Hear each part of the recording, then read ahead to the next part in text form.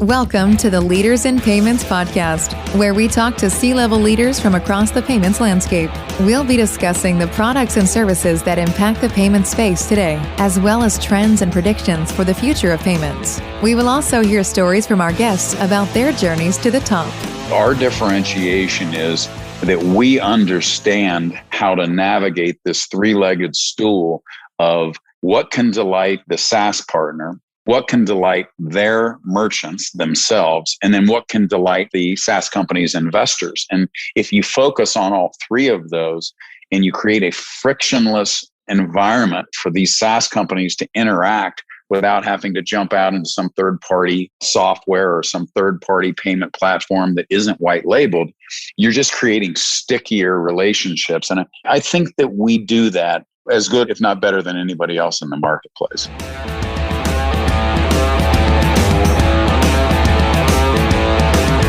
That was Frazier, the CEO of Payrix, and he is our special guest this week. This is episode 110 of the Leaders in Payments podcast, and I'm your host, Greg Myers. Eric is a Columbus, Ohio native, a hardcore Buckeye fan, a golf fanatic, and has been in the payments industry for 20 years. He's worked for large companies as well as founded or co-founded 5 companies. He's passionate about building a company culture that innovates and ideates. Payrix is a 110-person payment facilitation company that is focused on helping vertically focused software platforms drive more revenue and reduce friction for their end customers. They will be delivering over $100 million in payouts to their SaaS partners over the next 12 months. Over the next several years, Eric sees payment facilitation companies growing internationally as well as starting to embed other financial services products. We've got a great episode today, so let's get started.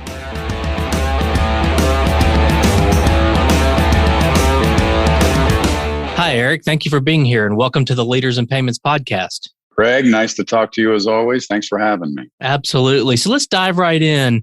If you don't mind, tell our audience a little bit about yourself, maybe where you grew up, where you went to school, where you currently live, a few things like that. You got it. First and foremost, I'm a widowed father of 2 wonderful children who are doing great, charting their course in life. I was born and raised in the great city of Columbus, Ohio. Therefore, I'm a hardcore Buckeye. I was kind of known as the high school and college baseball player. And when that didn't pan out, I got my bachelor's in science and accounting from the Ohio State University. I went on to get my MBA. So deeply rooted in finance, but I've made most of my living for the last 30 years in and around business development. And I'm a serial entrepreneur.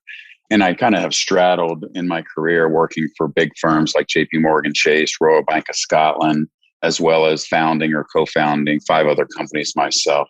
I think it's a high level of who I am. Okay. Yeah, we'll dive deeper into some of that in a minute when we talk about your professional journey. Well, let's talk about Payrix. So tell us what Payrix does. Sure. Payrix is a 110-person entrepreneurial end-to-end payment facilitator.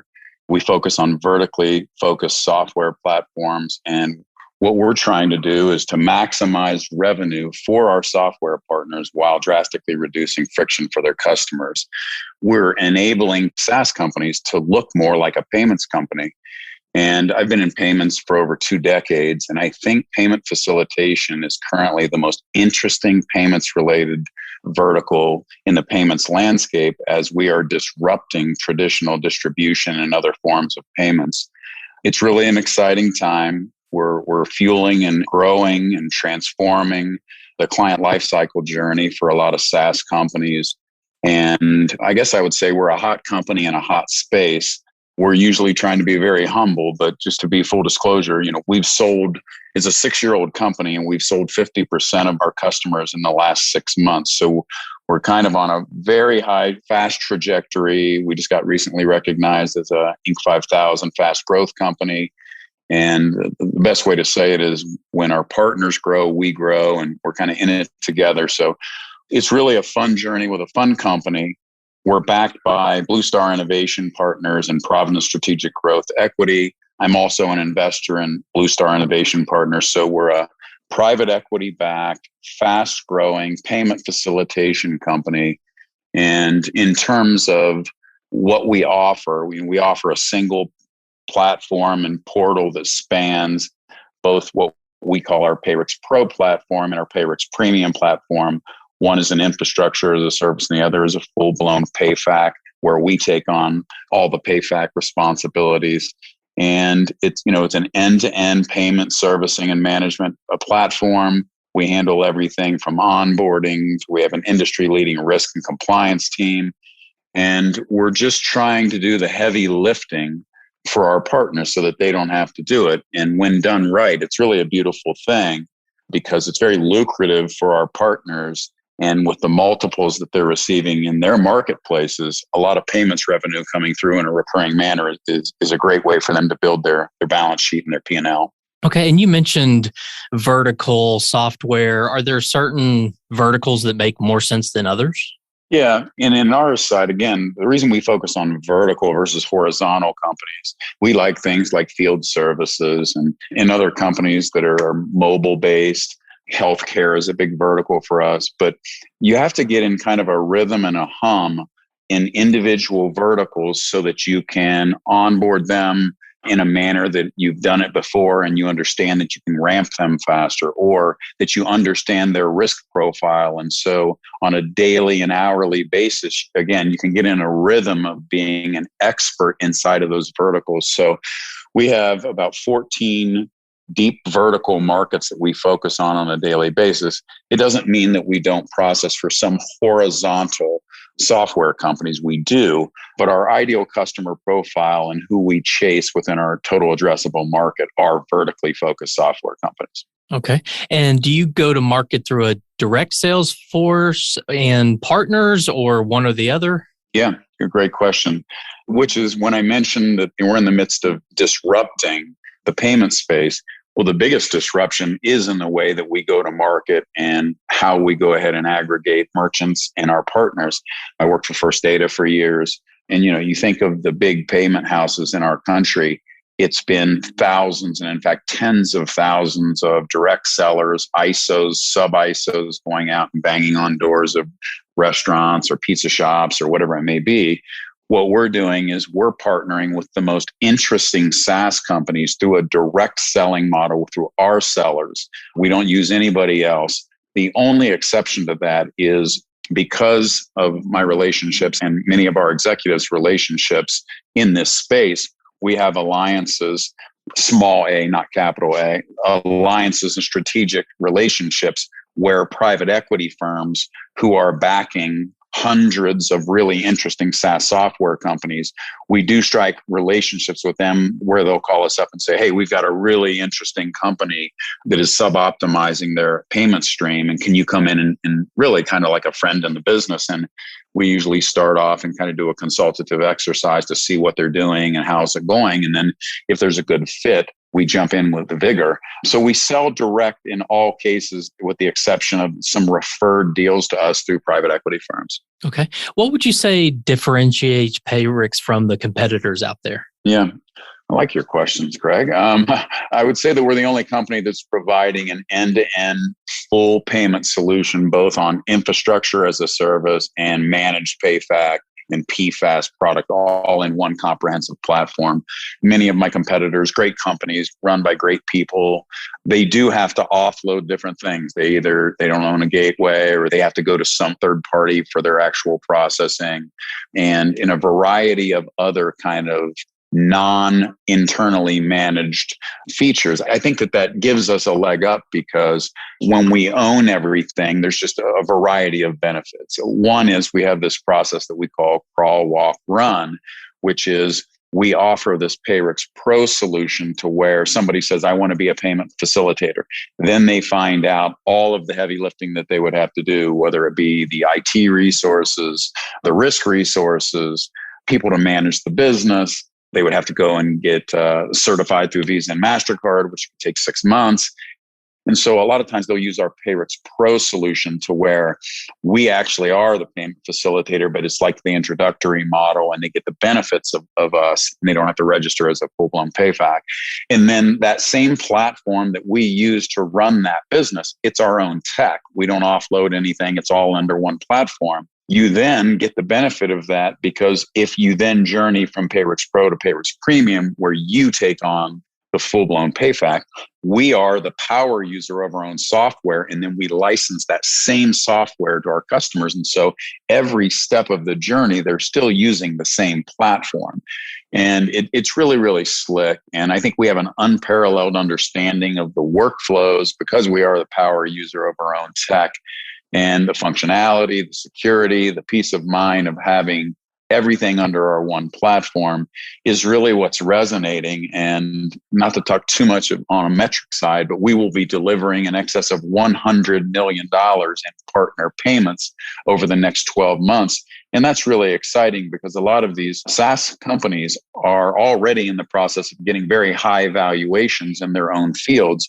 And when you can deliver another stream of revenue that is recurring in nature, payments, which gets a very high multiple, these companies are using this as growth engines, and it's really exciting. So I guess the way I would look at it is our differentiation is that we understand how to navigate this three-legged stool of what can delight the SaaS partner, what can delight their merchants themselves, and then what can delight the SaaS company's investors. And if you focus on all three of those and you create a frictionless environment for these SaaS companies to interact without having to jump out into some third-party software or some third-party payment platform that isn't white labeled, you're just creating stickier relationships. And I think that we do that as good, if not better, than anybody else in the marketplace. Okay. I like the thought of the crawl, walk, run. What or how does a software company determine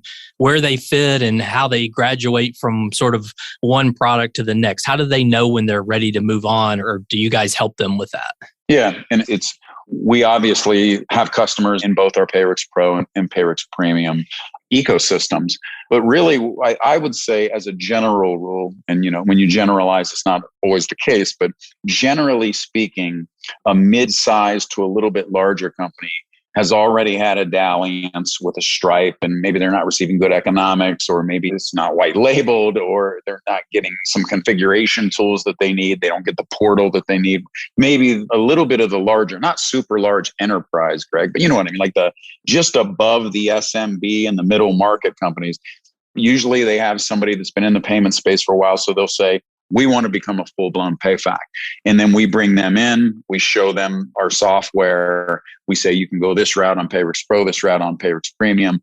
And as they dive deeper and deeper, invariably, I would say about 8.5 to 9 out of 10 times, they say, well, since it is seamless, let's start with Payrix Pro, and that'll get us to market quicker. In some cases, as quick as 2 or 3 weeks, we can get up and running, versus if they are not a full-blown PayFac and they wanted to go Payrix Premium, it's going to take a while for them to go through the necessary requirements. So I would say SMB plus and then middle market, they usually start to say that they want to be a full-blown PayFac, and then 90% of the time they end up being Payrix Pro. On the true SMBs, they usually are just trying to get their feet wet. And so Payrix Pro is almost the solution almost every time. Now, as we go along, I think on the economic front, it usually is around $750 million to $1 billion in bank card volume becomes that time when the unit economics makes sense for them to take on, let's say, a team of 5 or 6 people, and then for them to get a little bit of a discounted rate, because if they're doing a variety of things, really at that point, I'm providing, they're certified, and I'm giving them, I almost serve as like a gateway, and they're paying me a subscription fee for my software because they're handling everything. So I think that the journey is, we have our eyes wide open. There's pros and cons, what you can do, but from us, the unit economics are nice, and we're delighted with customers in both fields, both ecosystems. So we're not trying to push you into one or the other. Our solution is great on both sides. Okay. And where do you see the payments industry heading, say, in the next 2 to 3 years? And you can answer it from a broad payments industry perspective, or you could even answer it from a payment facilitation SaaS software perspective, whichever or both, however you want to do it. Yeah. Great question. maybe just since we're on PayFac for a minute, I'll speak to that first and I'll speak overall. And I started working for Chase Merchant Services in the year 2000. So it's literally been 20 years of working for the biggest payment houses. And there's pros and cons to all sizes and shapes and colors of payments company. But in the payment facilitation and embedded payments industry, I think we're in our infancy. I think we're going to look back 5 years from now and the landscape will have matured and grown, both in terms of our solution types. Many people are still trying to get different methods of payments, Apple Pay, Google Pay, trying to round out global solutions. We bought a company called IntegraPay that we call Payrix Australia now, that services in Australia and New Zealand and over into Asia. And so I think everybody's kind of putting together these global solutions, and we're certainly one of the largest and arguably the most interesting company in the payments facilitation landscape. And we have less than 125 partners and less than 50,000 end merchants. So when you think of, we've got less than 125 partners and there's somewhere in the vicinity of 7,000 in our identified TAM, total addressable market, how can you not say that this marketplace is in its infancy in terms of penetrating small and mid-sized SaaS vertical market companies? And I think that every hour of every day, we're solving more complex use cases and processing in global environments. And how do you mix on-prem card present solutions with card not presents and emerging payment types? And I think the question is going to be, over the next 2 to 3 years, who will be, let's call it, the 2 or 3 global platforms that are trusted to process hundreds of billions of dollars to allow these software companies to monetize this piece that used to be a cost center and now it's a revenue center. So over the next 2 or 3 years, I think it's going to be about rounding out global solutions and really growing in complexity as the use cases become more complex. Then when you kind of look beyond that, let's say over the next 5 to 10 years, again, I think it's a very large land grab. And the leading platforms will start to take on other embedded services. You'll have a payment facilitation rail that will have, let's call it 2, 3, maybe 4 companies that will each have $100 billion of volume flowing through. The ramp time of a company like Payrix going from where they were 6 years ago to $100 billion in volume is facilitated again by that unique approach towards distribution and signing up partners, and then those partners go out and aggregate their 50, 100, or 200,000 merchant IDs. So you're having these very fast growing companies like Payrix, and you'll probably see, in addition to that land grab, you'll see them growing into banking or payroll or lending or whatever it will be, other embedded services. And you'll just be augmenting that through this channel. Payments in general, I think, the big transformation will continue to be those who are saying, this is how it is to be done. You need to shape your business processes and your end merchant's business processes to this finite little approach towards, here's our API. The only way you can process is if you're 2 apples, a peach, and a pear, and you have to look exactly like that. I think the days of the big payment houses dictating the terms are certainly diminishing. And you see young companies that almost feel more like software companies in themselves, but they have deep-rooted understanding of subject matter expertise in payments. I think they're giving, on a daily basis, they're giving a run for the money to the big payment houses. And so I believe you're going to see a disruption, and you're going to continue to see tens of billions and hundreds of billions of volume being taken from the big share providers over the last 20 years into the more entrepreneurial providers like Payrix and others. When do you think consolidation in the PayFac space starts? Yeah, we're already seeing it, obviously. I mean, just in the last year, we bought a really interesting company ourselves, IntegraPay. So you're seeing companies. I think it's interesting what we'll be seeing over the next couple of years, because the M&A in this PayFac space is going to be very interesting, because the really large providers that you would think of that would have a natural tendency to want to buy PayFacs, because they're just rolling up so many merchants and volume, and the profitability is certainly fine in the marketplace. I'm not sure that some of these entrepreneurial companies will want to align themselves with some natural buyers. So I think it's going to be very strategic as you see what really are more along the lines of financial M&A, where private equity firms are backing certain payments companies and then they're going to aggregate them. We have seen, I won't get into the names, but we also have seen a movement in M&A where a payments related company is also being owned and aggregated up with some software companies in and of themselves. So you'll see, I believe, a consolidation of where a payment company is more closely aligned with books of business of software companies. And so you'll actually, the dogs will be eating their own dog food, where you have a payment company that actually owns software companies that are aggregating up tens or even $100 billion. And so the seamlessness of how we deliver services between our payments engine and the SaaS company, I believe, will be reflected in M&A as well. Okay. Well, let's switch gears a little bit and talk about you. So you've mentioned a few times about your 20 years in payments, but if you don't mind, can you kind of walk through that journey and how you got to be in the role of CEO there? Yeah. And I know you as a CEO, you'll identify with some of this as well, other than maybe the first one, which is a little bit generous to say that I had a blue collar upbringing. I grew up in tough circumstances. And so I mention that just because when you grow up in a tough circumstance, I think you develop listening skills, you develop verbal and nonverbal cues. And in my case, I'm obsessed and I love people so much that I think that I'm an extreme listener. I grew up in tech in the consulting and systems integration world. I was one of the original partners in a company called Convergent Group, which was a consulting systems integration company for government and investor-owned utilities. And I kind of honed my consulting skills. Again, a finance guy, an accounting guy, and an MBA. It's a little bit of an interesting journey that you take my financial services background, but I've made for 25 years, I've been in growing a high performance sales engine. So you take the intersection of corporate finance and high performance sales culture. And I think I've carved out a little bit of a unique journey in terms of understanding the P&L, the balance sheet, and the statement of cash flows, all from the lens of how can we grow this business profitably.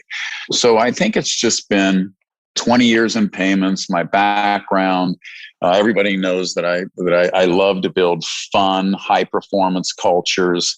And it's just mandatory within Payrix that you have a good sense of humor, that you like to ideate, and that you like to win and build lasting relationships. And I think that culture, as well as obviously I've partnered with the lead investors in Payrix for many, many years and have built companies that had successful exits. So I think it all came together where the right culture for growing this particular company, Payrix, is rooted in somewhere between being a consultative listener, both inside and outside the walls of our company, consulting with software companies to help them grow their business, and just kind of having a little bit of a unique position to really take control and lead a really cool technology company that maybe wasn't funded to the level that was required to really grow and go to the next level. And I don't know, some of that it's way more than I normally talk about myself. I usually focus on the fact I've been incredibly lucky to get through life, given where I started. But I think just treating people naturally, delivering results for investors, building high performance sales engines, and then just having a long track record and successful exits in payments companies is why the board wanted me to be the CEO of this company. And Payrix, you said, has been around 6 years. How did Payrix start? I think it was, if I read right, it was an ISO to start with? Yeah. Some really cool guys were running a New York ISO. And they really, when you think about how Amazon Web Services came about, not comparing our two companies, but Amazon was so proficient at something that they created a separate business out of it. And I think that's what Barak and Benny and Daniel and the guys, the original founders of Payrix, what they did is they're a bunch of really clever guys, all focused on end customers, really passionate. And so they were in this ISO space and they saw an opportunity to build really cool technology. And they saw PayFac really earlier than a lot of people. The only issue with them was that in my opinion, they built it a little earlier. which is what a lot of entrepreneurs do. They built solutions that were ahead of their time. And I think people were still hesitant about payment facilitation. And so they kept building and building, and it's almost like the market caught up to them. Even in my year as CEO, I've seen the tendency of companies calling us versus us calling them grow exponentially. Like, we're not having to say, you need this. People are calling us on an hourly basis saying, we want this. Can you talk to us? So they went from an ISO to a PayFac. They had a couple legacy businesses that they kept, but they really were thought leaders. And I'm really proud of those guys and what they built. And they're on our board still, and they support me every hour of every day. And they're a bunch of clever guys. That's awesome. I always love to hear sort of the founding story because it's always interesting. What are some things that you're passionate about? So maybe one personal passion and one business passion. Yeah, sure. On the business side, everybody knows I have an open door policy. And what that means is everybody's got my cell phone. We do monthly all hands calls, and I just give everybody access to me. And I think what people are usually asking me for is a form of mentoring, because they do know that we work. Yes, we want it to be fun, but we work to provide for ourselves and our family. And so I think I'm very, very honest, and I give very direct mentoring advice. And I really like that. I think that's really fun to say. I've been on all sides of this. I grew up brutally poor. I understand what it's like to rise up on the come up. And I'm really interested in helping people, whether it be in their personal life or in the business life. And so I like taking whatever knowledge I've amassed on the professional side and trying to be a good leader. I surround myself internally. I don't think I've ever said this publicly, but we have a no jerk policy at Payrix. So it doesn't matter if you're a high performance person. If you don't play well with others, you're just going to get blown out of the company, because we are wanting to build something where everybody is respected. We're building a diverse company. I just like building cool company cultures. So not to sound hokey, but that is what it's about at Payrix. And then on the personal side, I'm all about family. I love my family dearly.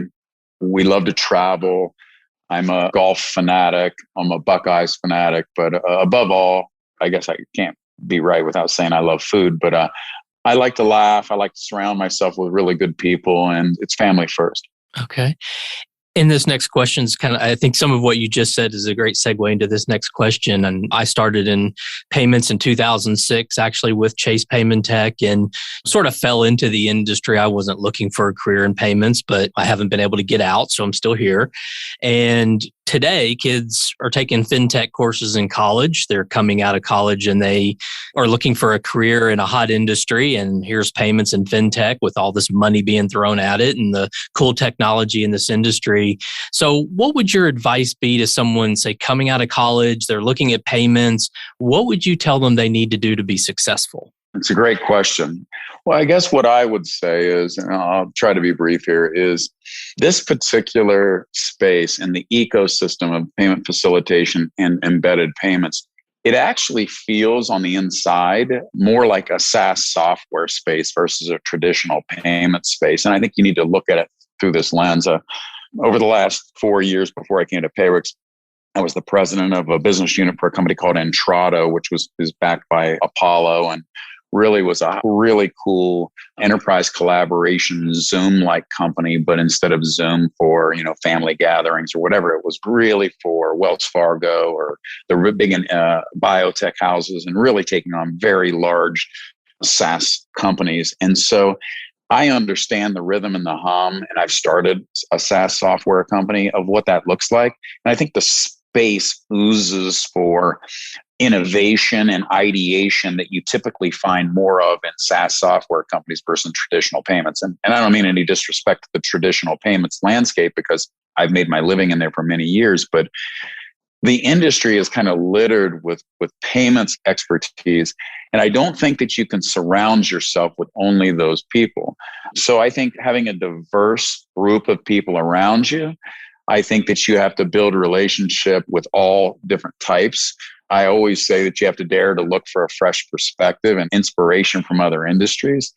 And I'm 57 years old, and I've said it many times, and I said it on our all hands call, which is, at my age, if I'm not good at something, which there's a myriad of things I'm not good at, I'm probably not going to get great at them between the years of 57 and 58 years old. So I think you need to amplify your strengths through others and then complement your weaknesses through others. So I think that, as I tell my employees when I get on them sometimes, I can say, I've only heard once in the last 30 days, one of you come to me and say my favorite words, which are, I was thinking about it and I had a thought. That ideation, that creativity, that is what's going to drive the innovation in this industry. And I don't think that is necessarily going to come exclusively by traditional payments people. So people that are up and comers and they're interested in fintech, I think that the old phrase that experience is the key to everything is not going to be the case here. I think it's a mix of experience in payments and ideation from people that are really, really creative, hungry people that are looking through different lenses. Okay. Well, Eric, we've covered a lot of ground today about Payrix and about you and your personal journey and where you see the industry heading. Is there anything else you'd like to cover before we wrap up? I would just say that to the people that are out there and that are looking for a partner in the industry, I know everybody. I know the people that run the other companies that we compete with every day and that we partner with. And there's a lot of really talented people out there. And I think the industry is growing nicely. And if you're in the market for growing your company and creating a new payments revenue stream to grow your company, I think there's some really cool companies out there. I think that we're one of them. And I hope for us to continue to be a leader and to be a really fun company to interact with in the years to come. And I'm just really proud of what we're building. And I think the best is yet to come. Okay. Well, Eric, thank you so much for being on the show today. I know your time is very valuable, so I really appreciate you being here. Thank you, Greg. I appreciate talking to you. And to all you listeners out there, I thank you for your time as well. And until the next story. Thank you for joining us this week on the Leaders in Payments podcast. Make sure you visit our website at leadersinpayments.com, where you can subscribe to the show and where you'll find our show notes. If you enjoyed listening, please share on your social channels as well.